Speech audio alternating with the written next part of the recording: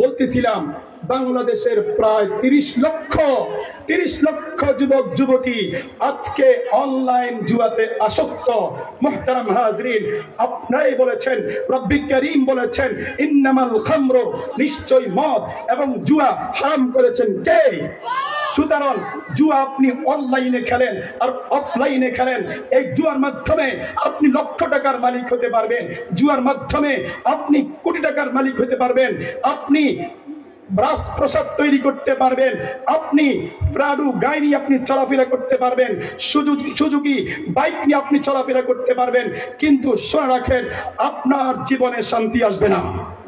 আপনার জীবনে কি আসবে না? শান্তি আসবে না।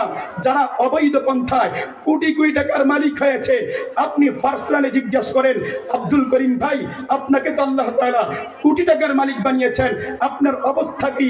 আপনি তো খুব শান্তিতে আছেন।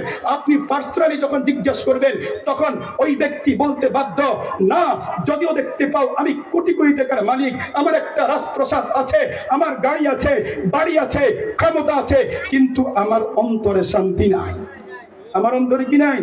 শান্তি নাই। হালালে আরাম আছে, হারামে আরাম নাই। হারামে কি নাই? আরাম নাই। মুহতারাম হাজরিন, তাহলে প্রিয় যুবক ভাইদের লক্ষ্যে বলতে চাই, আজকে থেকে নিয়ত করেন, হিম্মত করেন, অনলাইন জুয়া হোক, অফলাইন জুয়া হোক, এই জুয়ার সাথে সম্পর্ক রাখবো না, গাজার সাথে সম্পর্ক রাখবো না, ইয়াবার সাথে সম্পর্ক রাখবো না। রাজি আছেন তো ইনশাআল্লাহ? নাম্বার 2, আমাদের যুবকরা খেলার পাগল। আজকে যুবকরা পাবজি নিয়ে ব্যস্ত, ফ্রি ফায়ার নিয়ে ব্যস্ত, ছক্কা লুডো নিয়ে ব্যস্ত, ক্রিকেট খেলার, ফুটবল খেলা নিয়ে ব্যস্ত, দেখা নিয়ে ব্যস্ত। ও যুবক ভাইরা, নিয়ত করেন, হিম্মত করেন, মোবাইলের যে সমস্ত অ্যাপের মাধ্যমে আমি ফুটবল খেলছি, ক্রিকেট খেলছি, আমি পাবজি খেলছি, ফ্রি ফায়ার খেলছি, এগুলো আমার শারীরিকভাবে আমার কোনো উপকার হচ্ছে না। সুতরাং এই ধরনের খেলা মুসলমানদের জন্য জায়েজ না জায়েজ? না জায়েজ।